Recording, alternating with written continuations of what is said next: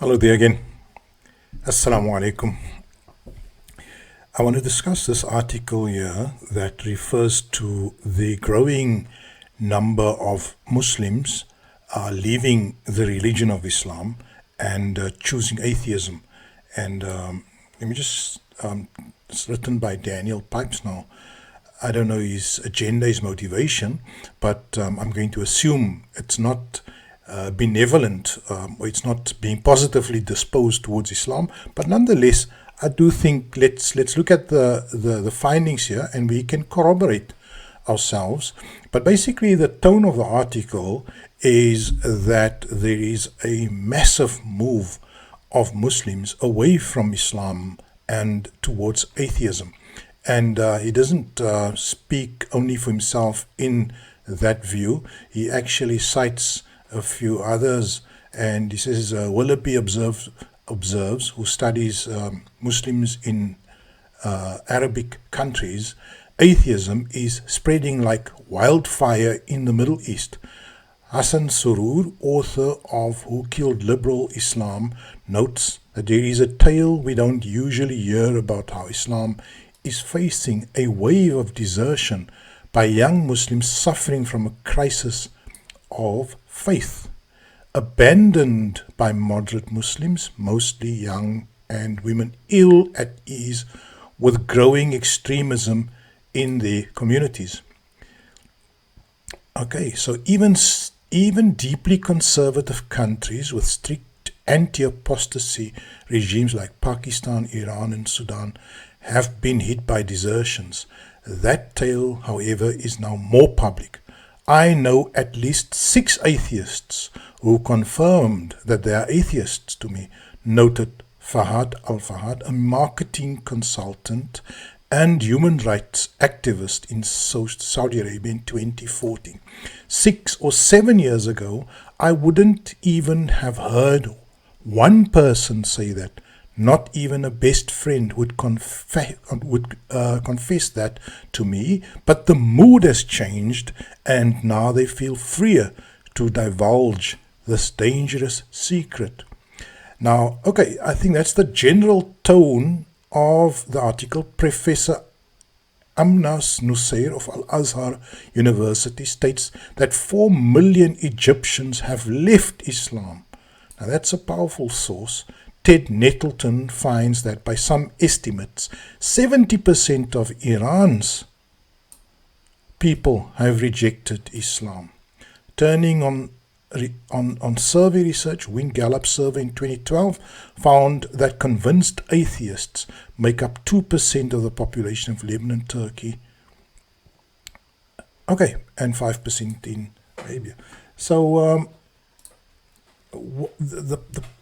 we will look at some other sources also now, but I would like to share with you that I actually have seen the evidence of this trend, a trend of Muslims becoming losing their belief in Islam and seeing Islam as no match for Western ideologies, Western philosophies, and generally a Western secular outlook on life. Now, often it's not as strong as atheism. It doesn't come out as atheism, but it will come out in a lack of religious devotion or interest.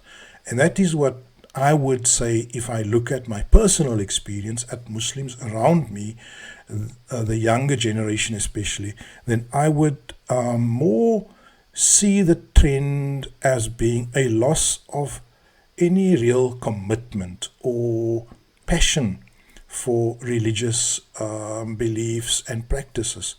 And basically what remains is a social pressure, which is also diminishing by the day.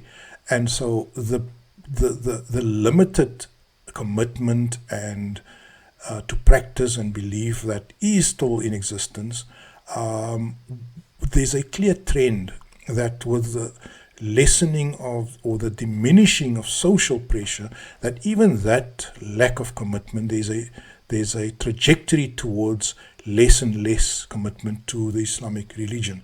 Now, how can I say that? What are my proofs? Look, one of the things that I can tell you that I discern clearly is that there are YouTube channels that are dedicated to ex-Muslims propagandizing against Islam. And I know about 3-4 of these channels that I've seen. And I might show you one now, but the material in these videos are extremely toxic and venomous against Islam. And they certainly bear witness to a very, very strong sense of resentment by these ex-Muslims.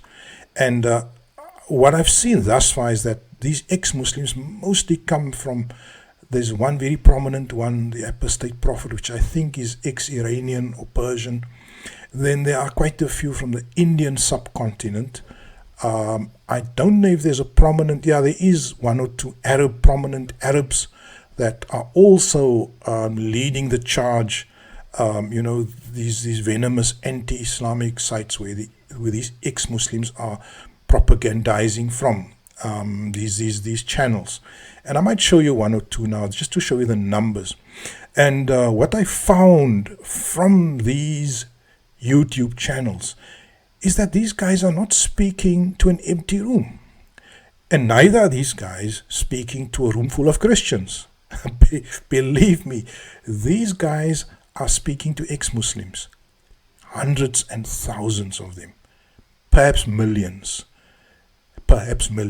I can see when I look at the comment sections on these sites, when I look how they are being cheered on at the applause they're getting from their subscribers, then these guys are mainly speaking to ex-Muslims, which is a very tangible piece of evidence and indication that there are indeed a growing, massive population of ex-Muslims, people who have left the religion of Islam. Let me show you an example of one of these. Here, take a look at this. Now look at the subscription numbers. Look at the number of views. 136,000 views on this video. And the site itself has approximately, let's see, the site itself has 353,000 subscribers. So this is just one, and I can tell you that I will be able to perhaps come up with like 4 or 5 of these anti-Islam ex-Muslim sites. Now, although obviously I'm not denying, the position I have in my own, on my own channel, is that man sha'a falyu'min wa man sha'a falyakfur.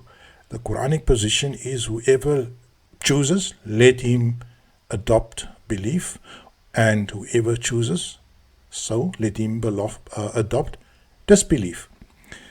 So the position is not, in my opinion, one that attracts punishment or retribution or retaliation. I don't think that is the reason why I'm raising the issue here. The reason I'm raising the issue is that we should have the concern of a parent over his children. If my children would reject the message of the Quran and reject the universality of certain moral principles, universal moral principles as enshrined in the Quran and as related or linked back to the creator of the universe as we believe, then I would be very disappointed, because it means that they would swap the eternal for the fleeting, or for the temporary, or for the wavering. And I would be very disappointed, because I see in that a dilution of the protection that divine, deeply and divinely grounded rights and principles affords them. And of course, because I know that these ex-Muslims are not ex-Muslim because they really are in love with Western power, or with the allurement and the glitz and the glamour of the West, but really because they are disillusioned by what they've experienced within their own religion. And so the way I want to look at the phenomenon is from the phenomenon of where have we failed as Muslims. And I speak as a parent, I speak as an uncle, I speak as now as a grandfather also, and I look at the future. And the reason this channel is in existence is because I really feel that the brand of Islam, the approach to the understanding of the divine will that we have adopted, which goes through thousands of man-made books and traditions and hadiths and fables and stories, that approach to Islam has brought us where we are today, where Muslims are unable to sustain the belief in these fables and tales without the force of imposition, without the imposition by force.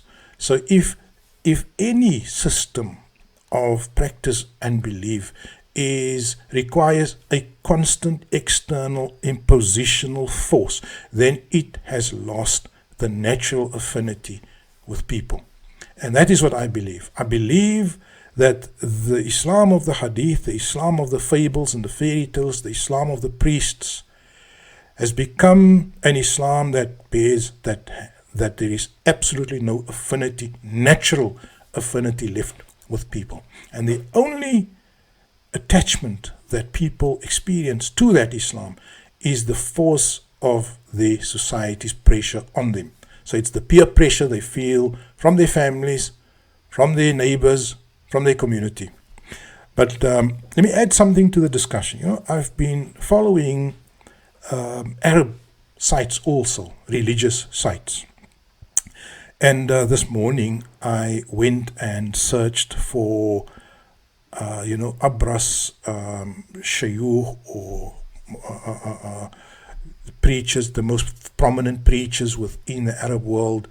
And I tried to find prominent religious, traditional Islamic preachers that are extremely popular. Now you see there's 2 billion Muslims. We're looking at, if it's not 2 billion, it's approaching 2 billion Muslims.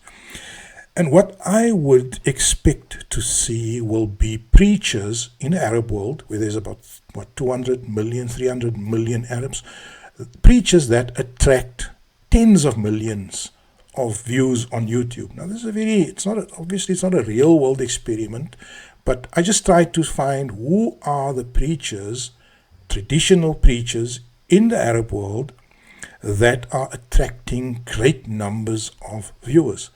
And you know what? Lo and behold, what I found was that there are not really any preachers that are attracting millions of followers.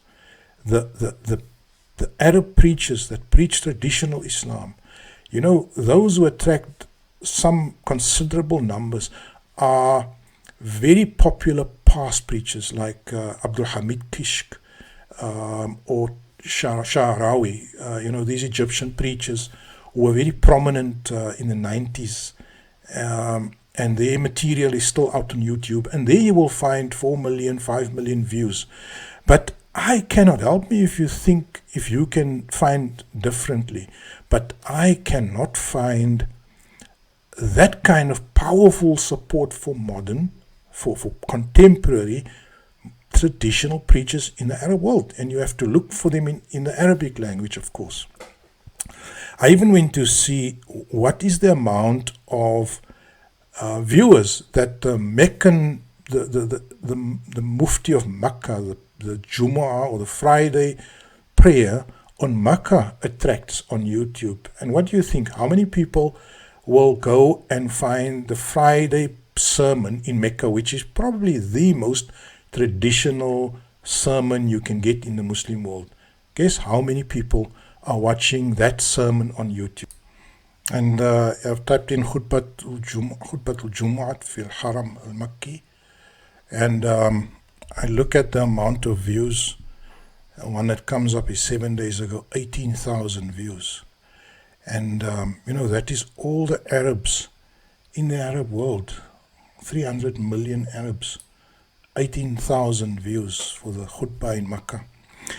My brothers and sisters, you know what? I'm reading, I'm seeing a pattern. I'm seeing a loss of interest in the traditional message of Islam. And, the numbers confirm it, the amount of people that really are interested. Because technically every one of the 300 million Arab Muslims, or let's say half of them, are able to access that khutbah live on their phones. And even if you look at the live broadcast, it shows about 5,000 people are watching the live broadcast. And it's just that, so people are following on TV.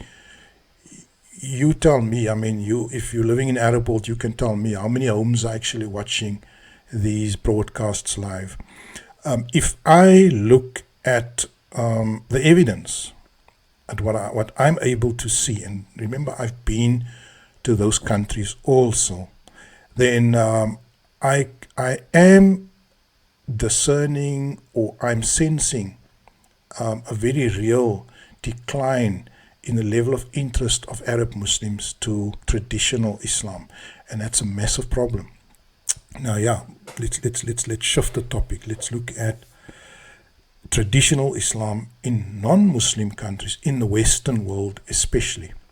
There we have a different picture again. There we have the situation where Islam is on fire. The interest in Islam is very vibrant and very active. There's a bunch of prominent, I always call them cowboy Salafis, Muhammad Hijab, Ali Da'wah, the skeptic Muslim, his name is Daniel Hakikachu, there is Farid, and there's a number of these Western, well-spoken, well-dressed, well-built Muslim scholars. Let me call them scholars because they come with a traditional training in Islam, with authorization from the traditional priests in Egypt and in Morocco and in Algeria and Tunisia. They have that type of credentials, and they are very popular. If you look at their channels, they are drawing, and I think I can include Mufti Menk also in that. We're still fairly young with a massive following, with a broadly speaking Salafi outlook. So in the West today, you have a popular group of Muslim evangelists or cowboy Salafis or whatever you can call them, traditionalists, promoting and getting massive support and excitement from their followers on the internet. And so you might ask me, okay, explain that phenomenon. And yes, I agree. In the West also there's a pattern of non-Muslims embracing Islam because they can sense the vibrancy, they sense the appeal that these cowboy Salafis have on the masses, on Muslims in the West. And they sort of like want to get a piece of the action, and some people become Muslim in that way. Not many. The latest research shows that the level of abandoning Islam in the West is about as high as the new uptakers of Islam. So Islam in the West is a pattern of people becoming Muslim, but also a massive number of people dropping Islam and becoming agnostic or non-religious. And there are very, very prominent people who were Muslim and left Islam. Zayn Malik, the singer, there's these, I think Dua Lipa also from Albania or from Kosovo. There's the famous Barack Obama, who used to be a Muslim. There's, I believe now, Carlos Menem, the Argentinian president, was Muslim.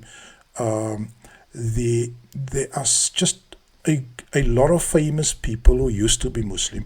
But what these Salafi sites are always doing is they're always telling us that people are entering Islam in droves and and in thousands and in millions. It's false. It's not true. We need to be real. We can't lie to ourselves. It doesn't serve any purpose to lie to ourselves. So people are not becoming Muslims in droves. Maybe some of them are, but there are about as many people leaving Islam as there are those who are entering Islam. So why are the cowboy Salafis successful? I have a theory, and there's no scientific research on this. But I do have a lot of personal experience. And my theory is that the whole Salafist thing on the internet, with Muslims cheering on Muhammad Hijab and all these guys at Speaker's Corner in London, and the vociferous nature of the Muslims of England to defend Islam, and the Islam movement in America, Muslims speaking out. It's a very identitarian, ethnically motivated process.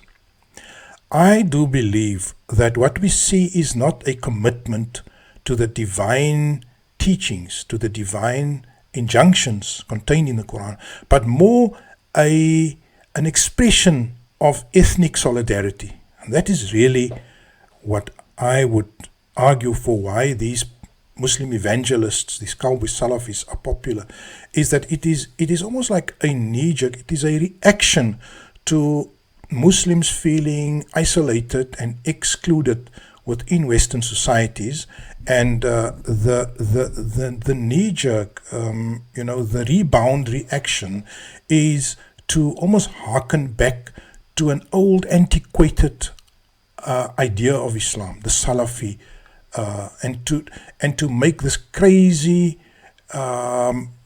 public obeisance or token of support to that Islam. So I think it's more of a protest action against Muslims' cultural exclusion within these Western societies. And I think that is where we must focus our research. The whole Islamic expression within America, within the UK, and within countries like South Africa, New Zealand, Australia, this move back to antiquated Salafism under these preachers is not something that is sustainable, and it is not long term, because the real pattern, the underlying pattern is one of indifference to Islam, and this identitarian, ethnically motivated movement to shout Salafist slogans and to claim adherence to sort of hadith ideas like the death penalty or the stoning of. I don't think these Western Muslims who pay homage or give support to these cowboy Salafis are even in any way really prepared to come out openly. It's more of an internet phenomenon. These people would be very embarrassed to make those ideas known at their workplace, in the very least. And taking it back to the Arab world, a guy like Muhammad Hijab, I challenge him to go to Egypt or to go to Saudi Arabia and to speak what he speaks in the West. I think he will find himself in a very small minority, and he might even find himself in jail. So they use the freedom in the West, and they use the current climate of identitarianism in the West, the idea of postmodernism and the partitioning of society and the division and the fractioning of society along ethnic and racial and gender lines. I think the Muslims are just this Salafist cowboy thing that's on the internet is a temporary flash that will just run out of steam in a few years when the West actually abandons this whole focus on identity and on dividing and atomizing society. And so that is my view on these Western so-called vibrant Salafist websites and YouTube channels. Let me show you this. Take a look at this site here. It is old, it's 4 years old, but what it says is that the share of Americans who leave Islam is offset by those who become Muslim. Written by Bashir Muhammad Elizabeth Skupak, I don't know how to say that name.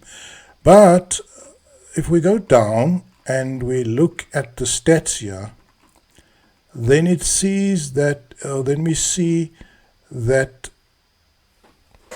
common reasons for leaving Islam include dislike of organized religion and disbelief in God.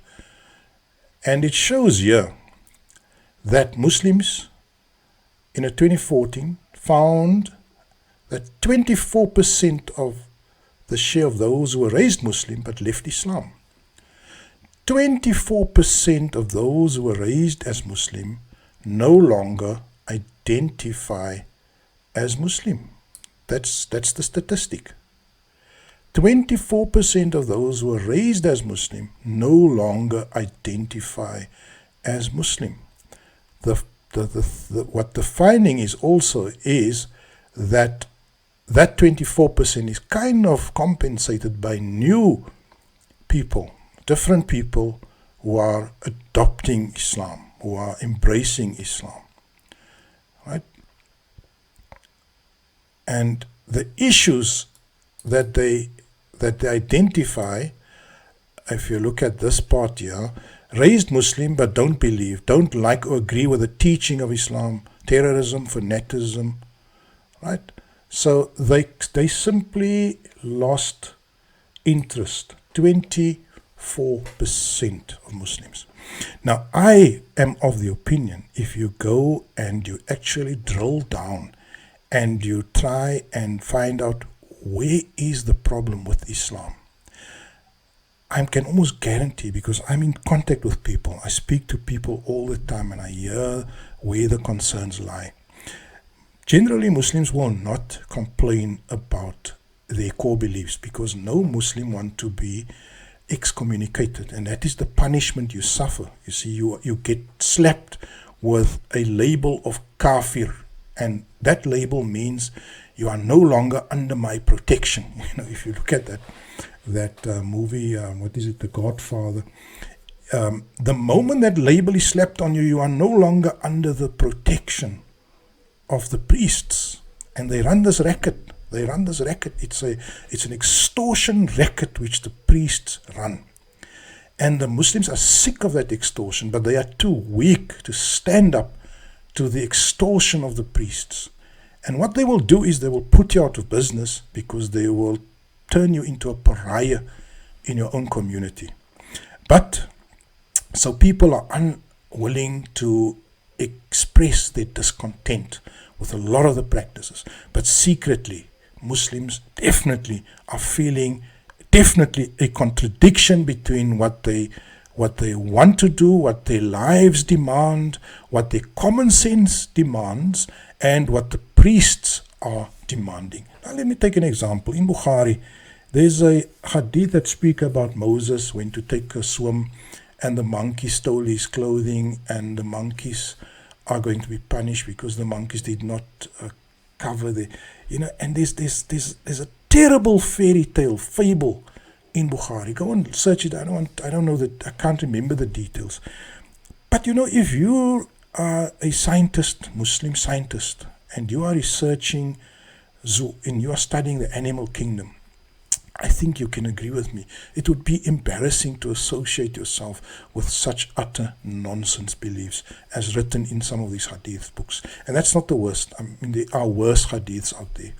And the thing I think is that the longer we try and placate and suffer these priests and their literature, the more damage we are doing to the body of Islam. The more people we will be losing to secularism and atheism. And we need as a global community, we need to stand up. And so you might think, okay, Anwar, you are sitting here, you just one man, what the heck are you going to achieve? No, let me give you the amazing news that I am one of many, many hundreds of people. I am one of many hundreds. Maybe you find it easy to understand me. I don't know, something about my channel is comfortable for you to, relate to. Maybe the topics, maybe my communication. I don't know. I'm definitely not in the top 10% of communicators or articulation or a force of expression. But I have a full dose, full complement of sincerity and commitment. That's what I come with. Maybe that's what attracts you to this channel. But the amazing news I want to share with you is that right now, all over the Arab world, I have gone on YouTube. I've examined, I've searched, and I am finding tens and maybe even 100 scholars who are abandoning the traditional Sultan Islam of the Sultan, the Islam of the priests. They are bravely speaking out because the climate has changed. People are sensing that the traditional Islam days are numbered, and that goes for all of these countries. I'm including Iran, I'm including Iraq. If you're living outside of these countries and you're thinking they have 1000% commitment to Islam, you are making a massive mistake. The people in Iran, the people in Saudi, the people in Egypt are all sick of their clergy who are sustaining themselves at the cost of the religion. They are feeding themselves. They are getting fat out of the money and out of the coercion of the masses, and those masses are not getting the benefit of getting a realistic view and program that is based on the true will of the Creator of the universe. And we are here, myself, all those along with me, and from time to time I will show you videos of people who speak the same language as I do, because I'm not alone. What I can tell you is that there is a growing movement, and if you feel similarly to me, if you have the confidence, I'd like you to also jump in and do your own research and start waking up people around you. We are not doing this because we want to change or we want to be heroes. We are doing this because we are trying to rescue the message from Allah subhanahu wa ta'ala. That is, we are trying to rescue the message. In the last 10 years, the West have become atheist. In the last 10, 15 years, the West have moved from a majority Christian population in all Western countries, I don't know if you know it, to a majority atheist population in most countries. England, the USA, France, Germany, they are now all majority atheist. Muslim countries have moved from 1% atheism to about 5 to 10% atheism or secularism.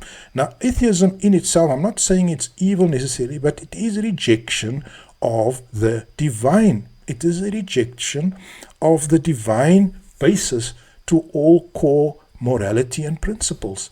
And we come to argue for basing all core principles and human morality in a divine origin. That is the source or the core idea of Islam. And when atheism is growing, it means the influence, the divinity, the grounded nature of morality and of rights are all evaporating. And what does that mean? That means if God is no longer the highest authority in the realm of man, then the government takes that place. Then men, the government equals men. Men take that place. The elite will take that place. If we remove God from the position of supremacy, it is not going to be filled by you and your friends and so on. That's just nonsense thinking. If you remove God from the realm of men, you will be replacing it with the government and with the elite, the economic elite, the political elite, the military elite, and you will be enslaved if you don't wake up. We need to restore God. And by saying we need to restore God, it means we need to restore the principles, the core morality, the ideas as expressed and codified in the divine communique And the divine communique is the Quran and any other scriptures that are in alignment with the Quran. We need to embrace and adopt the divine communique as the repository of the divine, eternal core principles, rights, principles and rights on which the behavior and all the activities of mankind, of humanity, should be based. And that is not atheism. That is religion. That is Islam. That is the Quran. So fight with me, inshallah, my friends, my brothers. Spread these ideas, summarize these videos, create new videos, and let us try and stop the mass exodus of people from the religion, from the deen of Allah. Alhamdulillahi Rabbil Alameen.